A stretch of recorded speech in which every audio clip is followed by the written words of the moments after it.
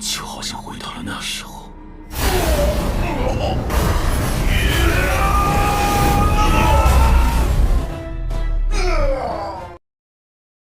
Di tengah perjalanan, Wuching pun mengungkapkan rahasia langit mengenai jiwa Sun Wukong yang ternyata masih hidup. Meskipun tubuhnya sudah dihancurkan, namun para dewa menyegel jiwanya jauh di dalam samudra. Singkat cerita, sampailah mereka di pesisir pantai Cina Selatan. Terlihat pilar-pilar raksasa yang digunakan sebagai alat untuk menekan kekuatan Sun Wukong, mencegahnya agar tetap tersegel. Berdiskusilah mereka untuk memutuskan siapa yang akan menyelam untuk membebaskan Sun Wukong. Biksu Tong dan Patke tak berpengalaman sedikit pun, apalagi Wuching yang merupakan siluman pasir yang tak tahu apa-apa soal laut. Namun Bailang bukanlah satu-satunya harapan karena ternyata Aose juga sangat mahir dalam menyelam. Bahkan kekuatannya akan meningkat drastis jika ia berada di dalam air. Belum selesai membujuk Aose, mereka pun dikejutkan oleh kemunculan Raja Naga Laut Selatan beserta ketiga putranya berniat menghadang mereka. Terlihat Aose yang seakan menghindari pertemuan tersebut, karena terungkap kalau Aose punya masa lalu yang kurang menyenangkan dengan mereka. Diceritakan Aoi Long, putra sulung dari Raja Naga Laut Selatan, dahulu sering sekali membuli Aose saat masih kecil. Bahkan sekarang pun masih sama, ia merendahkan Aose dengan kata-kata kasarnya. Sedari dulu, Aose ini hanyalah pecundang yang tak berguna, bahkan sampai mendapatkan kutukan menjadi hewan peliharaan milik Biksu Tong. Mendengar hal itu sontak membuat Aose sangat marah. Ia pun kemudian mengeluarkan kekuatan terkuatnya untuk memulai pertarungan. Akan tetapi Biksu Tong mengambil alih pertarungannya dan menyuruh Aose agar fokus saja menyelam untuk menyelamatkan Sun Wukong. Sedangkan Bailang sudah lebih dulu masuk ke dalam air. Berbeda dari kebanyakan film Wukong yang menjadikan Biksu Tong sebagai beban, di sini diperlihatkan Biksu Tong dengan kemampuan fightingnya yang lumayan bisa diandalkan. Dengan cepat putra sulung dari Raja Naga bisa ia pukul mundur. Aose yang bergegas masuk ke dalam air sempat dihadang oleh Raja Naga. Raja Naga pun mencoba menyerang mentalnya dengan mengatakan bahwa Aose adalah aib bagi klan Naga karena sikap liarnya. Beruntung dengan sigap pula Biksu Tong berhasil mengatasi Raja Naga sehingga Aose sukses masuk ke dalam air. Meskipun putri dari Raja Naga yang bernama Aoling bergegas menyusulnya.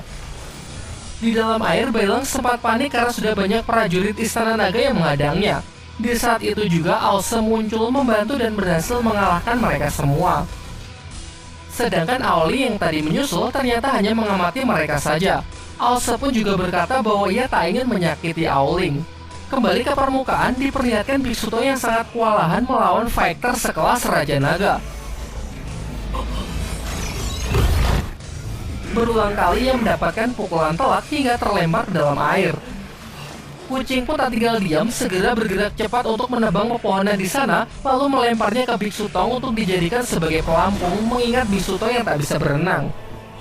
Raja Naga lalu mengatakan kalau pilar-pilar ini bukan hanya digunakan untuk menekan kekuatan Sun Wukong, namun juga melemahkan jiwanya agar Sun Wukong tak bisa dilahirkan kembali.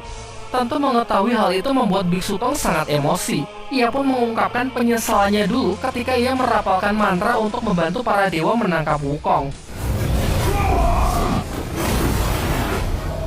Pertarungan ronde kedua pun ia mulai. Diperlihatkan Biksu Tong yang mulai bisa mengimbangi Raja Naga, bahkan setelah Raja Naga menggunakan zirah petirnya.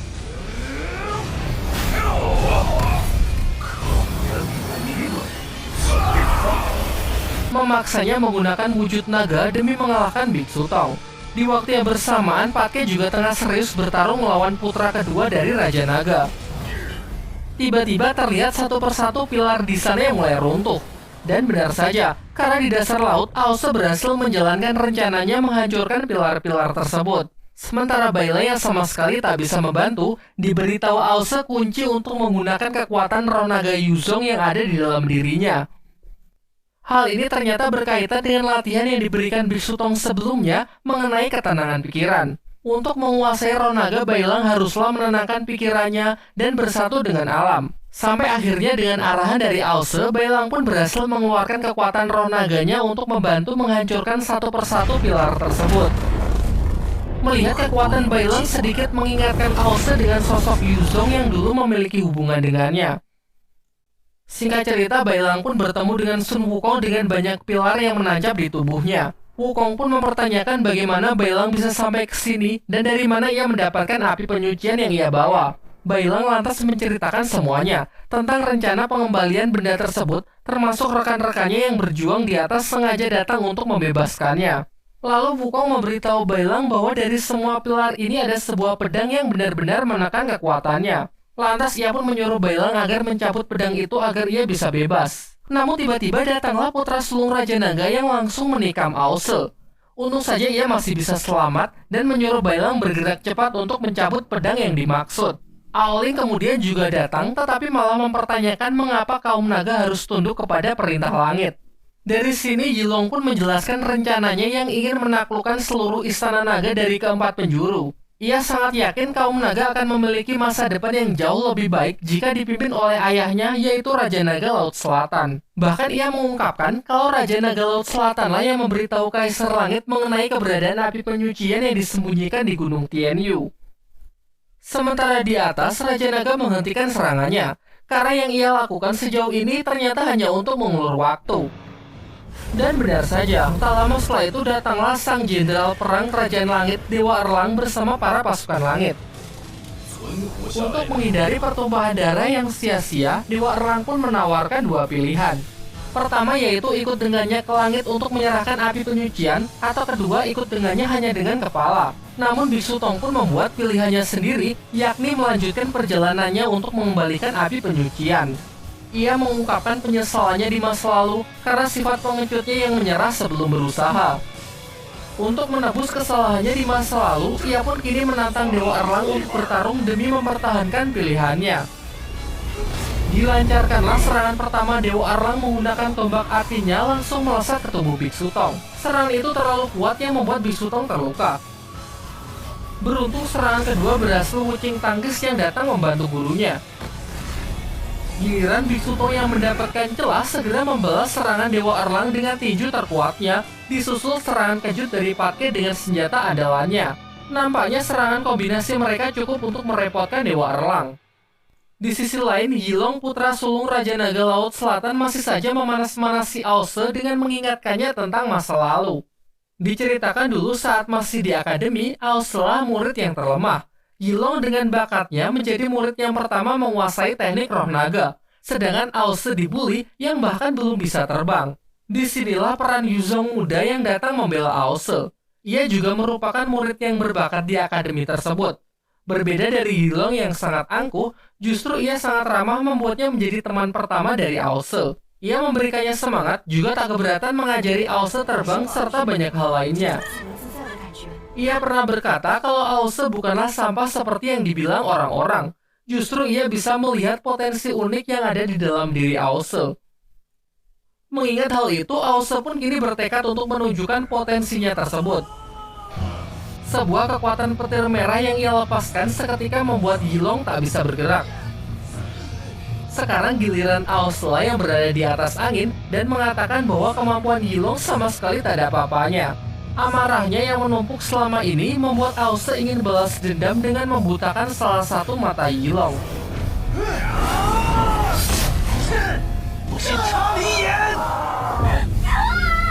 Namun tiba-tiba datanglah kakak Ause yang merupakan putra sulung dari Raja Naga Laut Timur untuk menghentikannya. Sementara itu pertarungan di atas masih berlangsung sangat sengit.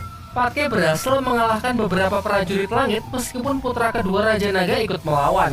Patke dengan kekuatan penuhnya mampu membunuhnya.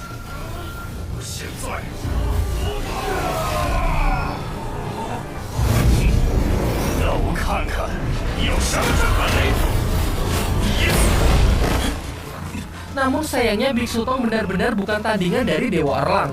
Tubuhnya bahkan gemetar dan mengeluarkan keringat dingin karena ketekanan kekuatan Dewa Erlang yang luar biasa kuat.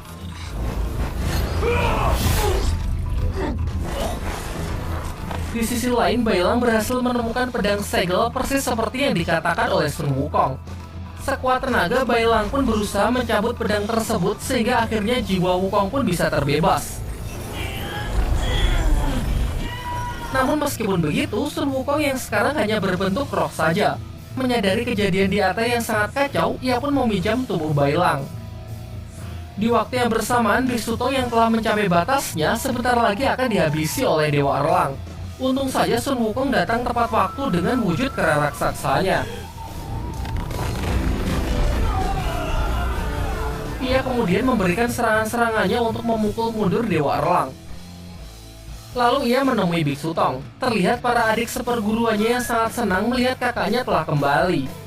Walaupun begitu, Wukong tak bisa menahan amarahnya kepada Biksu Tong yang kala itu malah membantu para dewa. Andai saja saat itu mereka mau bekerja sama, mereka bisa kabur meninggalkan Istana Langit.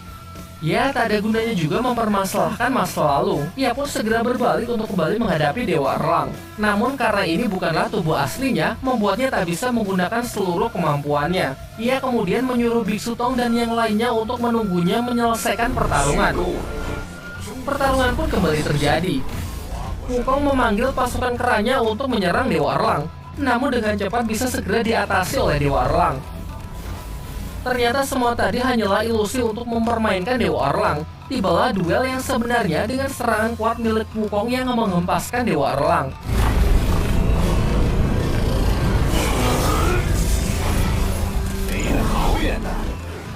Berulang kali mereka pun saling jual beli serangan. Sementara itu, melihat salah satu putranya terbunuh membuat Raja Naga sangat murka. Kemudian datang juga Yilong yang memperlihatkan luka di matanya akibat serangan dari Aose. Sedangkan kakak Aose pun meminta izin kepada Biksu Tong untuk membawa adiknya tersebut kembali ke tempat asalnya, yaitu Istana Naga Laut Timur. Meskipun sempat menolak, akhirnya Biksu Tong pun membiarkannya mengingat ini adalah urusan keluarga. Namun Raja Naga yang meminta keadilan protes kepada kakak Aose. Ia mengatakan kalau seharusnya sesama bangsa naga harus saling membantu. Namun kakak Aose pun malah mempojokannya. Ia berkata bahwa ia sama sekali tak tahu mengenai Sun Wukong yang disegel di tempat ini. Menurutnya terlalu banyak kejanggalan sehingga perlu diselidiki lebih lanjut mengenai keterlibatan klan naga laut selatan dalam masalah ini. Ia pun akhirnya membawa Aose segera pergi ke tempat asalnya, yaitu Istana Naga Laut Timur. Sedangkan Biksu Tong dan yang lainnya beristirahat sembari menunggu pertarungan Sun Wukong. Sebagai jenderal tertinggi, jelas kekuatan tempur dari Dewa Erlang tidak diragukan lagi. Sementara Wukong sama sekali tak diuntungkan karena tak bisa mengerahkan seluruh kekuatannya akibat batasan tubuh Bailang yang ia gunakan. Ia pun memanfaatkan berbagai kecerdikan dengan mengubah dirinya menjadi ribuan Wukong mini untuk menyerang Dewa Erlang dari segala sudut.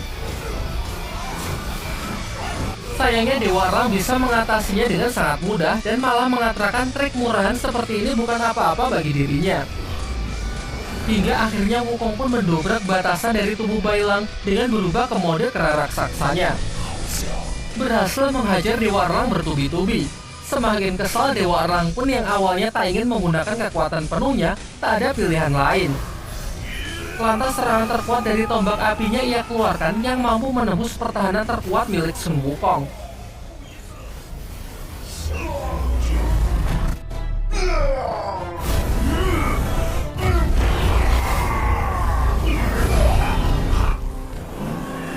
Akan tetapi, ternyata Wukong yang baru saja ia kalahkan hanyalah salah satu dari bayangannya. Sementara dirinya yang asli sudah melarikan diri dengan mengalihkan perhatian Dewa Erlang menggunakan jurus 1000 bayangan sebelumnya. Kini Dewa Erlang pun sangat kesal karena merasa sudah dibodohi. Ditambah lagi, Biksu Tong dan yang lainnya juga palsu karena yang asli sudah pergi dari tempat tersebut. Kekompakan mereka ternyata berkat pesan Sun Wukong yang ia katakan di perjalanan dulu. Wukong membuat semacam kode darurat, yaitu jika ia berkata, "Tunggu aku menyelesaikan pertarungan," maka itu berarti mereka harus bersiap untuk melarikan diri. Tak disangka ternyata kode itu pun sekarang menyelamatkan mereka. Wukong yang menyusul sama sekali tak bisa berhenti tertawa mengingat Dewa Erlang yang sudah ia bodohi. Mereka pun merasakan nostalgia dengan melakukan perjalanan bersama. Sayangnya tak lama waktu berselang, kekuatan Wukong pun mencapai batasnya. Rohnya pun keluar dari tubuh Bailang. Ia lantas berpamitan untuk segera pergi ke alam bawah agar bisa terlahir kembali. Ia juga berjanji pasti ia akan kembali menyusul Biksu Tong dan yang lainnya. Setelah semua yang terjadi, Biksu Tong pun semakin yakin dengan jalan yang sudah ia pilih ini adalah jalan yang benar untuk menegakkan keadilan. Ia juga membuang simpai emas Wukong yang awalnya ia gunakan untuk menekan kekuatannya jika sewaktu-waktu Wukong bertindak liar. Sementara Bailang yang sudah tersadar sangat syok karena memimpikan Xiao Yi. Ia segera mengecek api penyucian, namun betapa paniknya setelah melihat api tersebut yang sudah padam. Dan ternyata api penyucian tersebut kembali menjelma menjadi sosok Xiaoyi. Tentu perjalanan mereka masih berlanjut dan tamat. Belum, Deng, atau lebih tepatnya lanjut ke season 3 ya. Namun sayangnya season 3 masih ongoing. Ya nanti pasti akan dibahas sih, jadi mohon bersabar.